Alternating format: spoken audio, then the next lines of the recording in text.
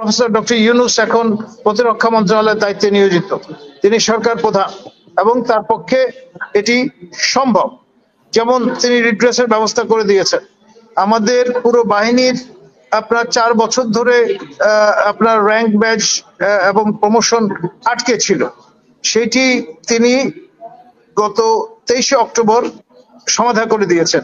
সেই সঙ্গে আপনার এই যে ভ্রুকুটি, যে চোখ রাঙানোর ব্যাপারটা আছে, সেটিকে যথাযথভাবে মোকাবেলা করার সবচেয়ে বড় রিবাফ মিডিয়াম হবে বা কন্ডুইট হবে আপনার বাংলাদেশ ন্যাশনাল ক্যাডেট কোরকে সর্বোচ্চ অগ্রাধিকার দিয়ে আপনার সুসংগঠিত করা।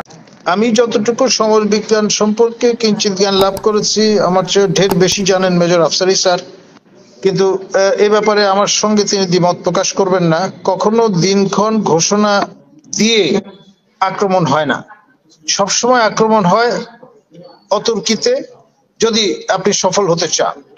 আমার ধারণা ভারতও দিনক্ষণ জানিয়ে এই কাজ করবে না, কারণ হচ্ছে সমরবিদ্যা ইউনিভার্সাল, সকল দেশের জন্যই সমভাবে প্রযোজ্য। এক, দ্বিতীয়ত যে বিষয়টা আমাদের খেয়াল রাখতে হবে সেটি হচ্ছে দেশের আপামর জনসাধারণ যদি সচেতন থাকেন, এবং সেজন্যই বারংবার আপনার সাথে অন্যত্র আমি বলেছি আমাদের জনগণকে ক্রিটিক্যাল মাসে রূপান্তরিত করতে হবে। অসচেতন মাস, অসচেতন জনগোষ্ঠী হচ্ছে সবচেয়ে ভালনারেবল জায়গা। এইটাকে যদি সচেতন করা যায়, যদি সুসংগঠিত করা যায়, সবাইকে সামরিক প্রশিক্ষণ প্রদান করা যায় সুইজারল্যান্ডের মতো, তাহলে এই দেশের সবচেয়ে বড় রক্ষা কবচ হিসেবে সেটি কাজ করবে। সুতরাং এখানে আপনার সেই বিষয়গুলো নিয়ে লিপ সার্ভিস দিলে চলবে না, কার্যকর পদক্ষেপ গ্রহণ করতে হবে। এবং আমাদের মাননীয় সরকার প্রধান প্রফেসর ডক্টর ইউনূস এখন প্রতিরক্ষা মন্ত্রণালয়ের দায়িত্বে নিয়োজিত। তিনি সরকার প্রধান এবং তার পক্ষে এটি সম্ভব। যেমন তিনি রিড্রেসের ব্যবস্থা করে দিয়েছেন।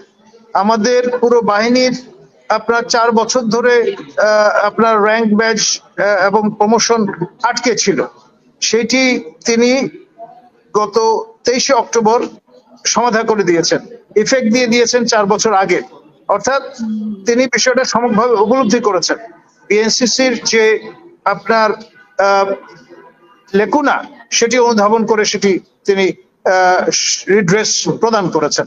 তা আমি তাকে আহ্বান জানাবো প্রতিরক্ষা মন্ত্রণালয়ের দায়িত্বে নিয়োজিত মন্ত্রী হিসেবে, যে তিনি অবিলম্বে আপনার জাম্পস্টার্ট বেসিসে আমাদের মাস মোবিলাইজেশনের যাতে ব্যবস্থা করেন। সেই ক্ষেত্রে শিক্ষা প্রতিষ্ঠানগুলো গুরুত্বপূর্ণ নিয়ামক হিসেবে, কন্ডুইট হিসেবে ভূমিকা পালন করতে পারে, এবং সিএমআর অর্থাৎ সিভিল মিলিটারি রিলেশন স্ট্রেংথেন করবার জন্য যেমন, সেই সঙ্গে আপনার এই যে ভ্রুকুটি, যে চোখ রাঙানোর ব্যাপারটা আছে, সেটিকে যথাযথভাবে মোকাবেলা করার সবচেয়ে বড় রিবাফ মিডিয়াম হবে বা কন্ডুইট হবে আপনার বাংলাদেশ ন্যাশনাল ক্যাডেট কোরকে সর্বোচ্চ অগ্রাধিকার দিয়ে আপনার সুসংগঠিত করা। ধন্যবাদ।